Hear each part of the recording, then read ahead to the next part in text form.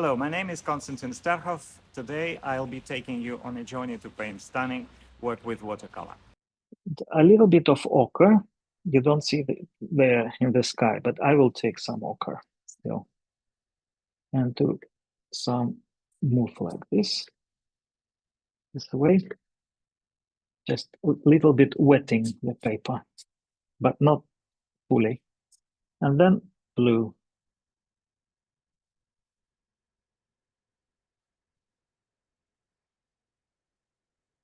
Very very confident and very fast strokes, leaving some whites.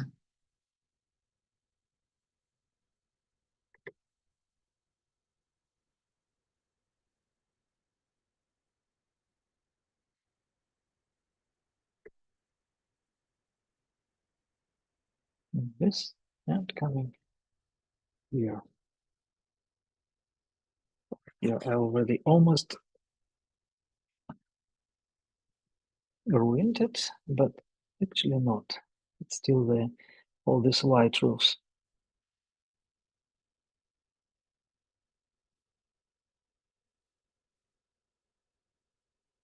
I am painting through the outlines because the houses are much darker, so I will paint them on top of this wash. Also, at this moment, I can do wash of the ground, foreground. So I will take Sedona or maybe burnt sienna, and actually I can take yellow, lemon yellow, and wisteria, and something like violet or moon glow or something like this. So that could be the color. And I can just do all this.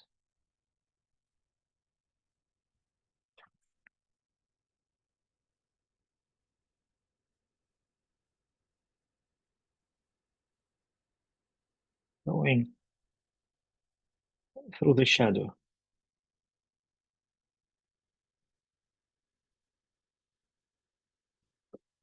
And maybe more water.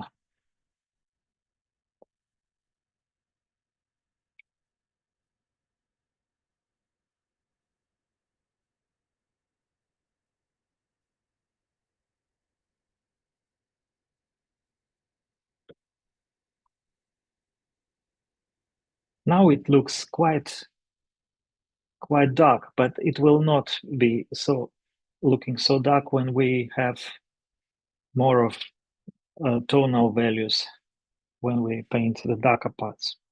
So it just looks like this now.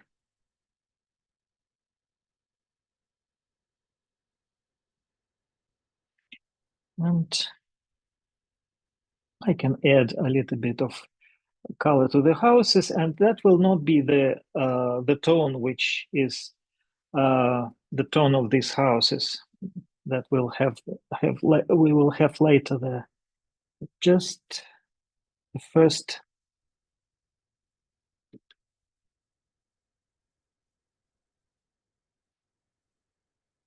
wash.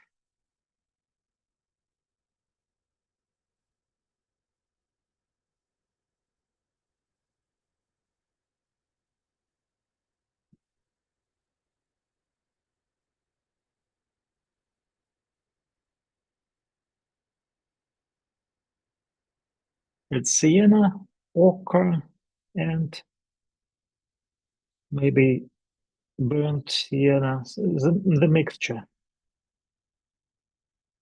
of those.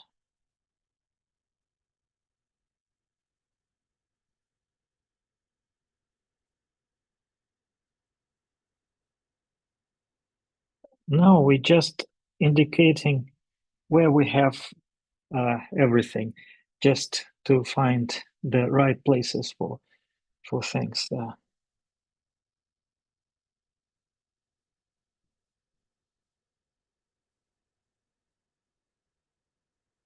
Okay.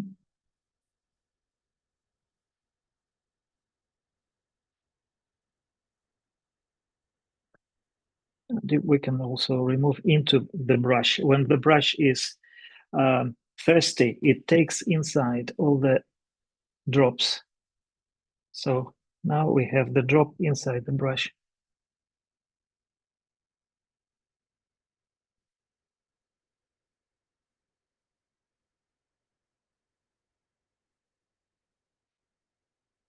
Just use lines, show the tiles some texture.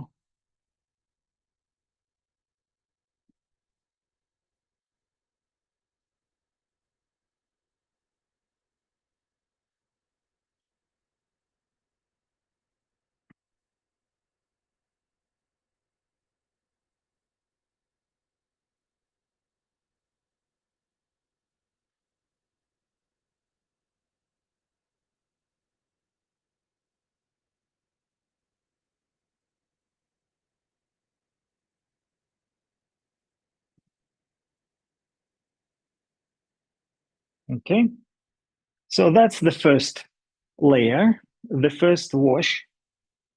Hope you're enjoying watching this lesson.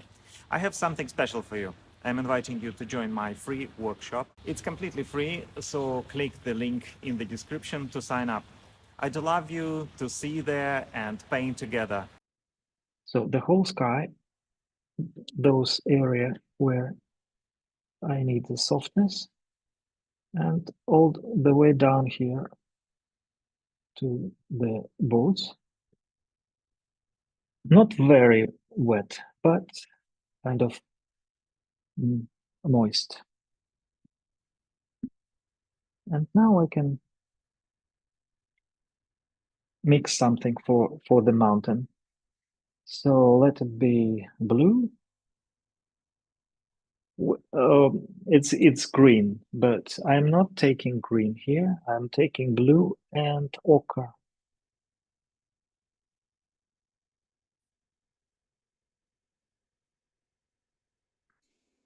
We have a question from Gren. I'm not entirely sure how to pronounce that name, which is how does Konstantin choose what to include and exclude in the final painting and or drawing? So if you have mental space to explain why you choose to simplify certain things or add certain things, please share that. Not right now.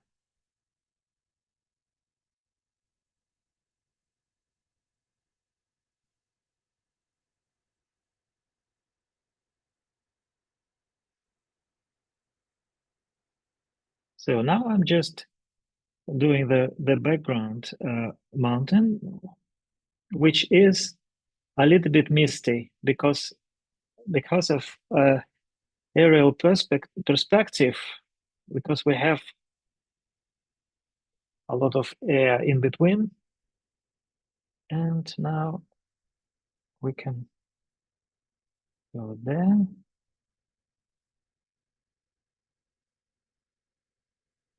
Some highlights, the tops of the boats. So we now have more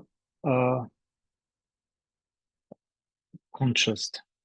We have it soft here and sharp here, because here is light and shadow meet, and there it's more real. So now I can add also some darker accents, something like more shadows.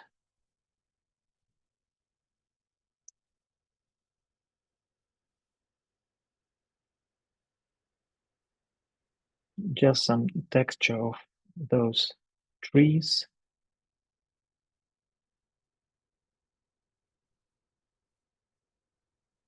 On wet. So you can see it has different texture, very soft, because I'm doing it on wet.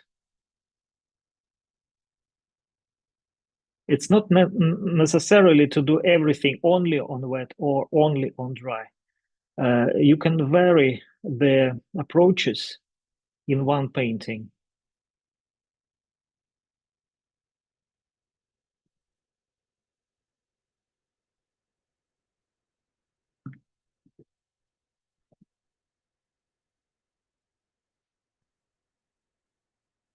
And now I can also go down to the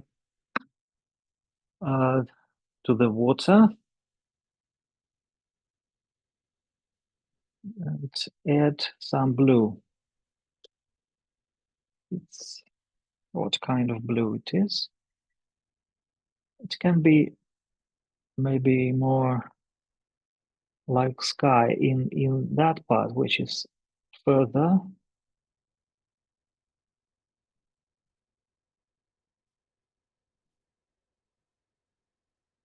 So it can be different blues.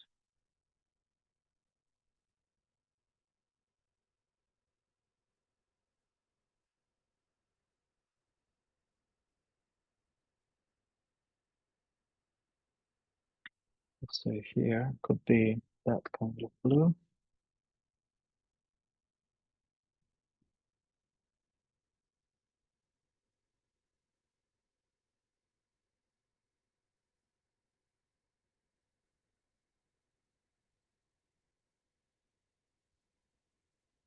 And that can go a little bit more different, maybe more like ultramarine, but very diluted to this part.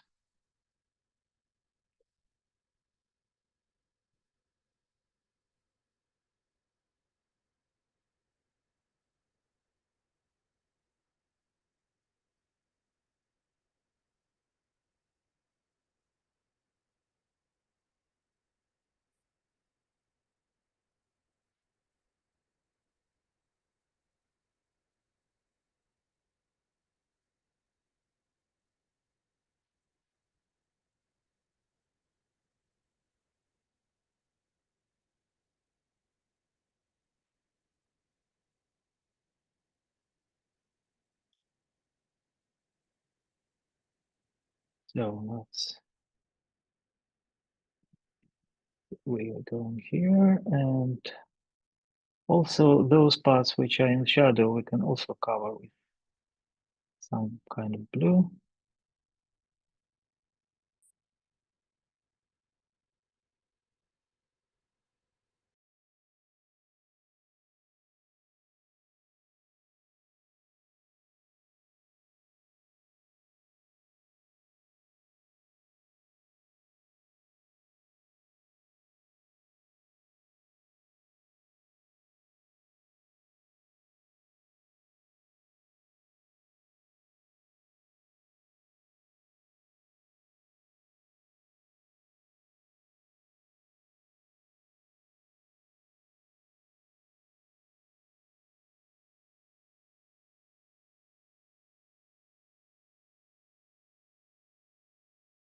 Also, after that, I will show how to remove this spot here.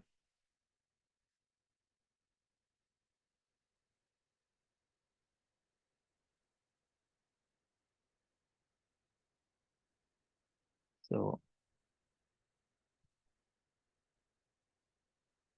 this must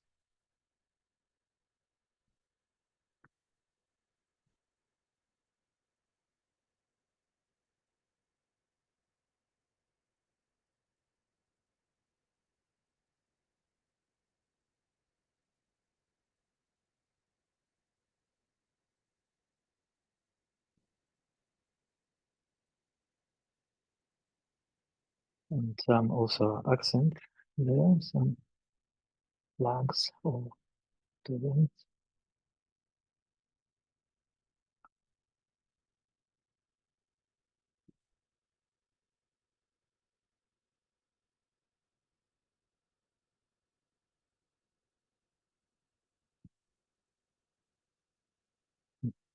Maybe turquoise or blue.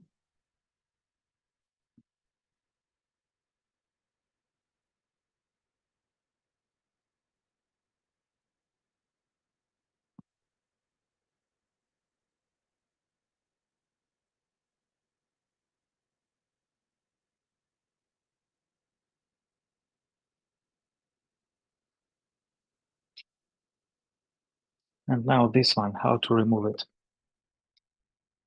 The water is dirty, but okay, I'll try. Just wetting the whole area. And when it is dry, I can just remove those marks with the brush and leave it to dry. So it's gone. Were you right now using a sponge or a piece of paper tissue? No, I didn't do anything like this. Just my brush. I And wet it with the brush, and then I also lift it with the brush. and then did you use paper tissue to dry the brush No, in between? no, no. Yes, only like this, Yeah. just to remove the the excessive water. Edward started early on by asking, what inspires Konstantin in watercolor? What are your watercolor painting inspirations? It's a very general question. In watercolor, particularly, okay, the unpredictable character of this medium. Also, you know, you can do everything with watercolor. You can do anything, even contemporary art. These days, there are some artists that are doing contemporary art with watercolor. Also, there are no limits, no size, no texture or materiality, anything. You can do anything with watercolor. Thank you so much for that. We have answered several of them. Brashamania asked if you have an experience that you really want to paint, but you can't find that inspiration. You have enrolled in courses, but then all of a sudden it just takes so long and you don't find that inspiration. Do you have any advice to get yourself and keep yourself motivated when it comes to painting? If that's something that you really want, you can't really find that drive within yourself. You see, many different people have different things that inspire them. For someone, it could be even just materials, just enjoying dealing with materials, with paints, with brushes, with papers, with textures. And for some people, the process is something what is inspiring. So it's just the way how they apply paint on the paper and how it flows and how they can somehow control it or not control it, just let it go. Now, for some people, maybe result is more important. And then, in this case, probably if you succeed with one or two paintings, that could help you to have the inspiration to have more of them. And for some people, it's quite inspiring to see other master artists how they paint and how they solve some artistic problems and how they express themselves. So probably they just explore how they do it, and that could be also quite inspiring to learn from someone's experience. So there are so many different ways and different things that inspire you. So I don't know which is your case. Yeah, so by being curious and figuring out what inspires me, when have I felt inspired? How can I reignite that feeling again? Thank you so much for that considerate, well thought answer, Konstantin. Sometimes it's just very exciting to put two colors together and see their matching, and then try another two colors, and that process could be already quite satisfying and inspiring. Thank you so much for that. Let's take a look. Yeah, Angela asked, when you talked about aerial perspective, it was that the background was into wet, and then we came into a bit more, a bit darker values and a bit more detail, and then the most detail was more in the foreground. She asks, is it possible to invert this logical approach and make the focal point in the background instead? What are your thoughts on that? Certainly, yes. But just in this case, we have this case where we painted as it is, but there are so many different cases.